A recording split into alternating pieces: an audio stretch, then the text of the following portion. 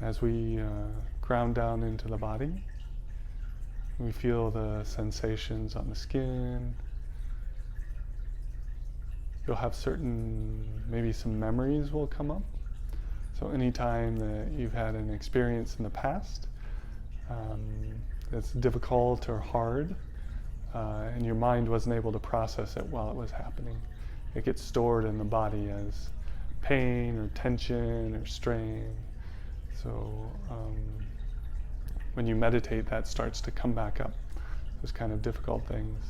So if you don't give in the body any new nutrients, if you're not feeding it, so in meditation, our eyes are closed or semi-closed, and we're sitting relaxed, so we don't get a lot of sense impressions. We don't hear very many new things, we don't see very many new things. So in some ways, we're not allowing our mind the food that it always eats every second. So when that happens, it starts to reprocess old things, because the mind needs to eat every moment. So it starts reprocessing old things, and a lot of times it starts with some of the worst stuff first. So we start reprocessing old traumas, old difficulties, and that's why many people stop meditating. They find it very difficult to sit and meditate, is because those difficult emotions come up. It's part of the cleansing process. So you kind of go through that, and then you release those, and you feel much lighter. So meditation is not about gaining things.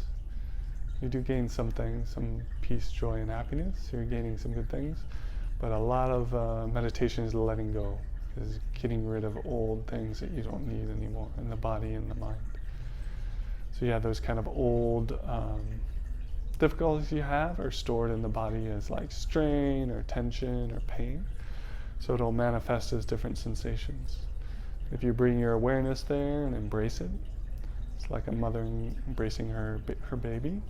So you embrace the pain and suffering in your body, in your mind, and you'll feel it release. You'll feel the tension in the body release. You'll feel the tension in the mind release. So in Eastern thought, the mind and body were never separated, like in Western medicine, Western thought. So Western, you have psychologists and you have doctors. One works on the body, one works on the mind. Chinese medicine, it works on both body and mind. So doctors work on both because they're so similar. You can't really separate them. Like if you have pain in the body, then the mind becomes uneasy. If the mind is stressed out, then eventually the body will have illness. There's no separation between the two things. So that's one of the things you learn when you meditate for a while, is how that we're connected to all things. So we feel very separate, very alone, not connected to other things, to other people. We feel like we're the only one going through this difficult situation. Or we feel very lonely that we can't connect to anything or anyone. But as you start meditating, you realize that's not true, that you're connected to all things all the time. This idea of a separate person, of a separate self, that you're kind of born with, maybe not born with, but when you become maybe like 2 years old, the terrible twos, you start to have your own personality, your own way of being, your own manifestation of who you feel like you are. And that creates separation and anxiety, difficultness. So if we can come back to a spot where that doesn't happen anymore, it doesn't exist, where the mind doesn't feel separate from other things, and the loneliness disappears, the tension in the body and the mind disappear, and we can kind of melt into our surroundings. So we don't have as much stress or tension, we don't feel as alone. We call it the insight of interbeing, how that you're connected to all things. No one can exist by themselves. You need the sun, you need the rain, you need the earth, you need the food, you need other people, you need the animals. You actually need everything else in the universe to exist. If everything else in the universe didn't exist, then neither would you. So it's this wonderful web of interbeing that we're all a part of. It's kind of like the stars in the sky. They're all connected by their light. And sometimes maybe a star might feel like it's alone out in the distance, but it's always connected to the other light of the other stars. It's the same with us. We're always connected, kind of these invisible connections between all things that we're not aware of, these kind of energetic and karmic connections, these actions that connect us with the beings and the minerals and everything around us. So that's one of the insights that you gain from meditation, this insight of interbeing, of I am because you are. And the feeling of loneliness dissipates. We call this lack of self emptiness. So it's a big term that we use in Buddhism. Emptiness is emptiness of a separate self. So you ask what it means to be empty. It's not possessing that, feeling like you're alone, feeling that you're not a part of everything else. So emptiness is empty of a separate self, empty of a separate existence. It's like in quantum mechanics, we know that the atoms, there's a lot of space in between the atoms, and the electrons and the cells. There's all this space, this emptiness. So in our body and mind, there's a lot of space, a lot of emptiness too, because we're made up of the atoms, the electrons. So we're not, we think of ourselves as solid beings who are always here. And that's not true. We're very hollow, or we're very empty. We have a lot of space in us that we don't always see, just because it's not very apparent until you start looking deeply into the body and mind, this separateness that doesn't exist. So we just have these atoms, these molecules floating inside of our bodies.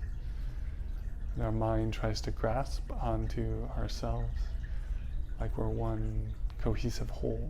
Really, we're made up of all things. So the atoms shift in and out. So you think about it like an apple. When you eat an apple, so the apple has its own separate existence, and our body has its own separate existence. But when we eat them, the apple becomes our body. So maybe the separate existence is just kind of a concept in our mind. We have a lot of different concepts in our mind, a lot of different ideas, thoughts that aren't really true. So the mind grasps onto things and tries to feel like it knows what's going on, feels like it knows how things work, tries to construct reality in a way that it can make sense of.